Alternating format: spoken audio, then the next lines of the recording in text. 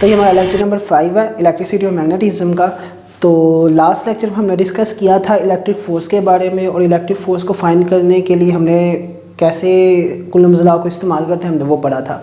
तो आज हम पढ़ेंगे वो क्या, इलेक्ट्रिक फील्ड, कि इलेक्ट्रिक फील्ड क्या होती है। तो इसमें हम देखते हैं कि इलेक्ट्रिक फील्ड असल में the region around a charge, the region around any charge where it exerts electric force on another charge.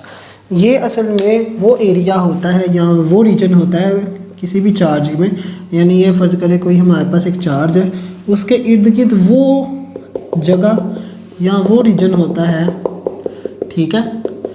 उसमें अगर कोई चार्ज आ जाए, यानी कोई और चार्ज आ जाए, तो ये क्या करता है, उसके ऊपर इलेक्ट्रिक फोर्स लगाता है, ठीक है।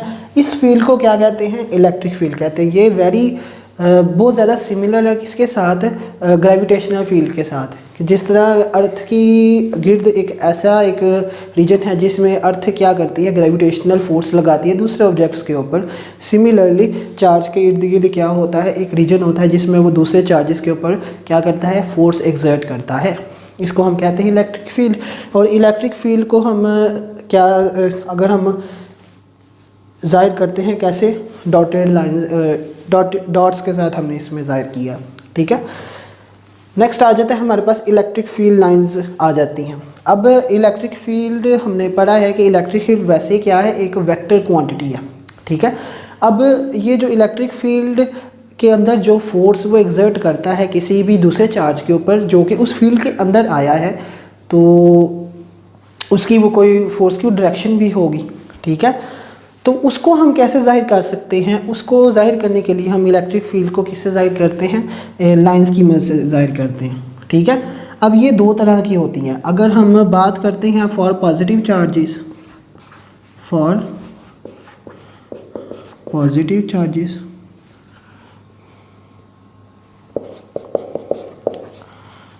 तो वो क्या होती है, आउटवर्ड होती है।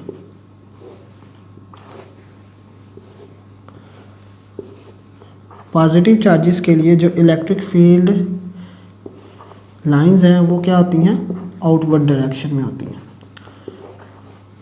और फॉर नेगेटिव चार्जेस उसके लिए क्या होती है, इनवर्ड होती है।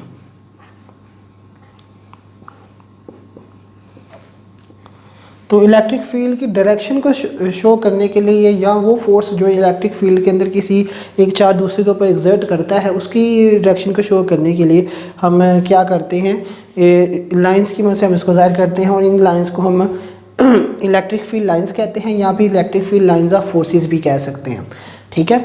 नेक्स्ट हमारे पास आ जाती है, हमारी लास्ट चीज़ आ जाती है इलेक्ट्रिक फील्ड इंटेंसिटी। ये क्या होती है, इट इज़ द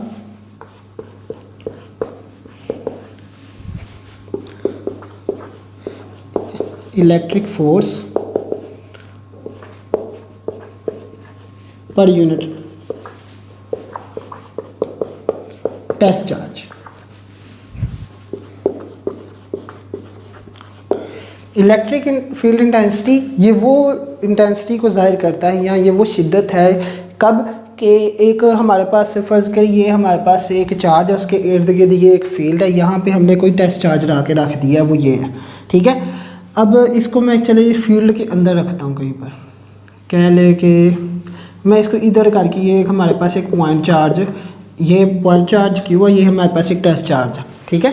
अब ये इसके ऊपर कोई ना कोई फोर्स लगाएगा। अब इस यूनिट चार्ज के ऊपर ये कितनी एक्सर्ट करेगा फोर्स, वो हमारी क्या होगी एट दिस पॉइंट, या फिर इस यूनिट चार्ज के लिए या टेस्ट चार्ज के लिए उस इलेक्ट्रिक फोर्स की जो मिकदार होगी उसको हम कहेंगे इलेक्ट्रिक फील्ड इंटेंसिटी, ठीक है। तो इसका फार्मूला हम देख लेते हैं। इलेक्ट्रिक फील्ड इंटेंसिटी आ जाता है force per unit test charge. ये बात आपने ज़रा ज़हन में रखनी है। और अगर इधर से इसका यूनिट निकालें तो ये इसका यूनिट आ जाता है हमारे पास, ऐसा यूनिट वो आ जाएगा इसका न्यूटन पर कूलम, ठीक है। तो ये आसान से टॉपिक्स थे, तो उम्मीद करता हूँ आपको समझ लगी होगी। तो इंशाल्लाह नेक्स्ट लेक्चर में मिलते हैं, तब तक के लिए अल्लाह हाफिज़।